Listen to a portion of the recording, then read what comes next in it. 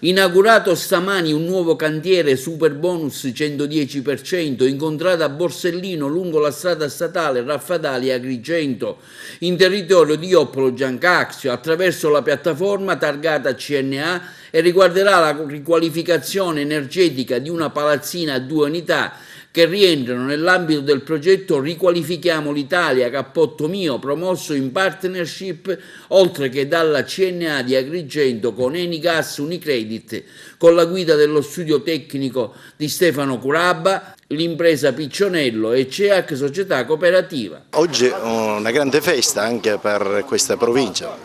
abbiamo inaugurato tanti cantieri, questo è il 146esimo cantiere in Sicilia,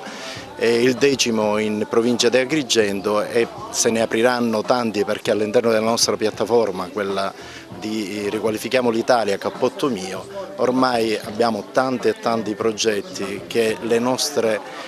maestranze, sia i professionisti ma anche le imprese, si stanno organizzando per procedere e quindi iniziare i lavori. È una grande opportunità per la nostra terra, un'opportunità che sta mettendo in attivo molte imprese che in questo periodo di pandemia si erano fermate.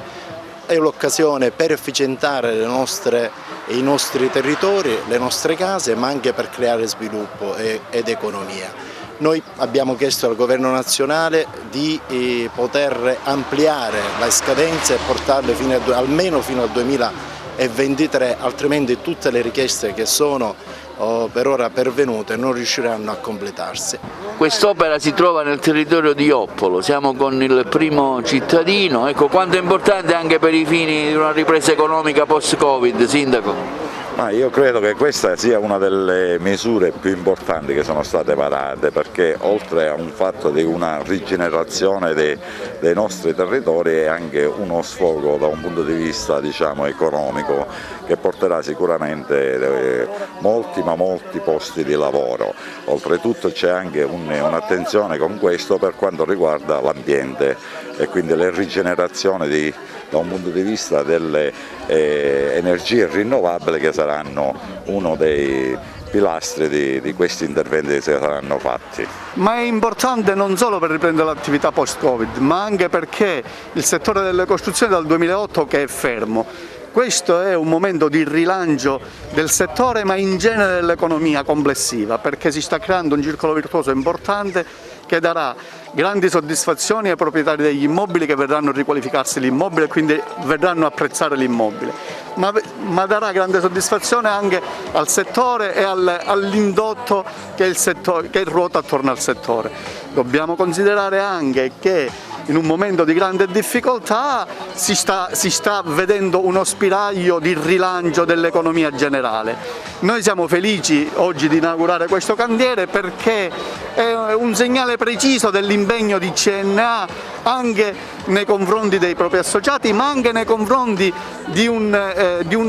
un'idea di riqualificazione immobiliare, di riqualificazione paesaggistica, ma anche di andare verso l'economia circolare, l'economia green. Quindi mettendo insieme tutti questi elementi vedete che quello che stiamo facendo dà una grande soddisfazione sia dal punto di vista economico che anche dal punto di vista sociale. Il ruolo dell'Unicredit è importante in questi eventi relativi alla legge Super Bonus 110? Sì, direi che Unicredit sin da subito, sin da luglio 2020, quando è partito l'istituto della cessione del credito, si è attivata, ha formato delle risorse ad hoc e ha fatto delle partnership importanti, tra cui appunto quella con CNA e Arlene Dickinson, che oggi sono i principali attori di questa opera, e non soltanto questa opera, abbiamo inaugurato altri cantieri a Licata, a Cammarata, ne inaugureremo tantissimi altri. Unicredit crede nella riqualificazione del territorio, dell'ambiente, che è uno dei principali KPI a cui perseguire per il futuro. È un'iniziativa favolosa, questi titolari del condominio a costo zero ristruttureranno la propria abitazione e mi auguro che proroghino oltre il 2022 l'iniziativa, anche se non ci sono buoni propositi, mi sembra al momento. Sì, molto fermento, un gruppo di professionisti che sta lavorando, circa 20 progetti sono pervenuti al Comune. Il ruolo nostro è quello di snellire le procedure